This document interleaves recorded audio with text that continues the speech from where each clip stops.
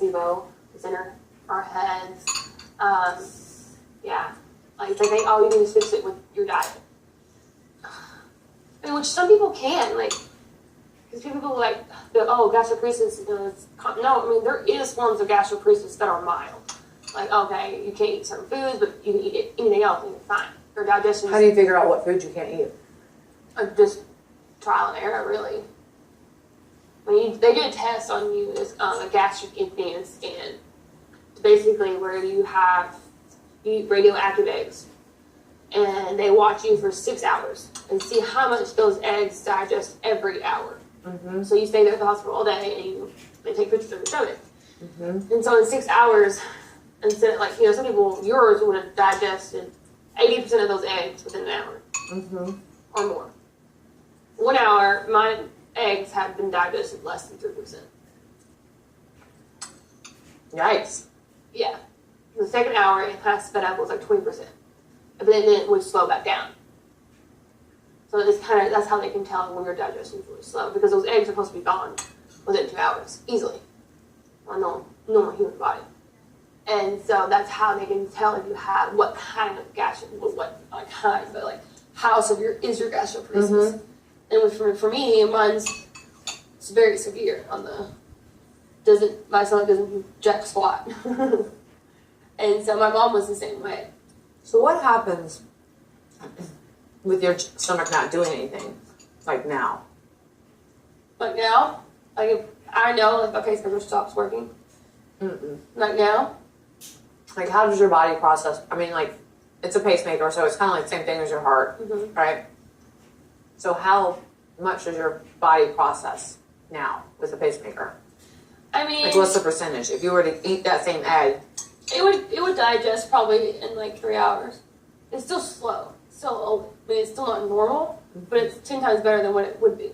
Because before I would eat and I would throw up. It was different depending on the day. Like, I would throw up 3 or 4 times a day. Because what happened is you would eat, and if your stomach didn't digest it, the food would sit there and it would eventually rot until you threw it up. Like your stomach didn't know what to do with it. So it's like, okay, get rid of it. You're not doing anything with it. It's just sitting there. So you throw it back up. And that's what my mom was going through. That's why she got feed too. And so when I was going through it, at the time, they're like, oh, it's not hereditary. It's not hereditary. Your daughter just wants attention. Your daughter just wants attention. And so she's like, she's anorexic, she's bulimic, she's this, she's that, or she's got some other disease. It's not hereditary. It's not hereditary. And like, her doctor, Dr. Abel, wasn't taking kids because he's not a doctor for children. And so and then she called another doctor who was not practicing anymore. And she's like, look, I just need you to do a test on him. Like, my mom called crying and begging. Because I don't want my daughter having to go through the same thing I went through. Because my mom went through like exploratory surgeries. That's why she's had 48 stomach surgeries. Like, half of them were exploratory. Just to open her up, look at her stomach, it's like, nothing's wrong here, close it. And so that's why she's gone through hell and back before she found Dr. Abel. I was like, okay, you need a pacemaker. Because I can remember asking, like, I was like, I don't even know how old I was. I was really young, 4 to 5, 6, just that area. And I can remember when I went and I sat on Santa Claus's lap, but he asked me, like, what do you want for Christmas? I was like, my mom to be fixed. And I can remember I made the Santa cry. And he was like, okay, I'll do my best. I'll sprinkle my magic on her, type thing. And so that's how serious it was, because I knew, even though I was young, I knew she was very sick because I never saw her. She was always in the hospital. And so when she got her pacemaker, it was like a world difference. No, she's still very sick. Like now, I bet that was like such a relief. Exactly, it was such a relief because she was in her 20s and she actually got to live and go and do and everything. But now her disease has progressed a lot more. And now she's had 48 stomach surgery, so she's got a lot of scar tissue. Her stomach hurts all the time. The pacemakers. Thank you. Thank you so much.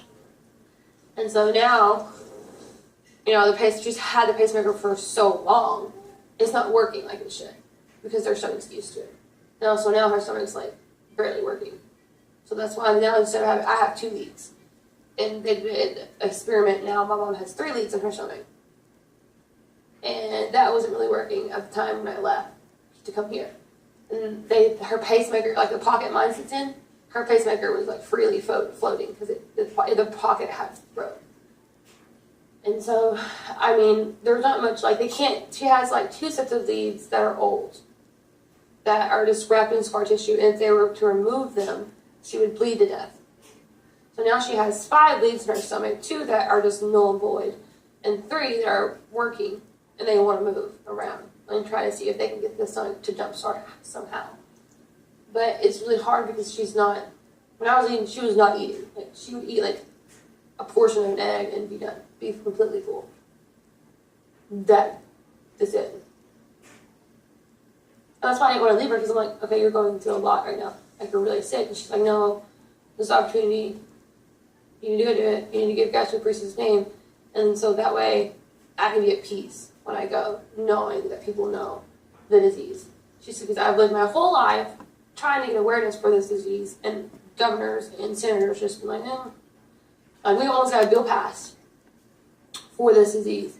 And then when the new shift changed, they changed the name of it. And so we've constantly deal with like little stuff like that where we get close to a bill or something happening, and then yeah, because it's like a small thing, it's not that big of a deal. Yeah. And so that's when I was like, I don't know if I want to do this, and she's like, no, you're doing it. She's like, you need to make. Oh yes, ma'am. Yes, you are. Yes, you are. She's like, number 1, you need to make gastroparesis awareness. 2, you need money. 3, you've worked your whole life supporting me and working since you've been 14 and 15 years old, 16 years old, making money to help me out. She's like, so this is your opportunity not to have to work or not to have to do anything or worry about me or worry about paying my bills. Yeah. She's like, so I want you to go and enjoy yourself while you can, because you don't know how many good years you have left. She said, because all you do is work. She said, this is your opportunity to kind of have a summer of your life and not work. And she's like, when you go in the house, I don't want you to worry about me or worry about how I'm making it or anything like that. She's like, because I'll find something, I believe her. I believe her. Your mom sounds super cool. She's an awesome She's a woman. bad bitch. Yeah, because I was like, I'm going to tell her no. She said, no, you're not. I'm like, what? She's like, you're not telling me no.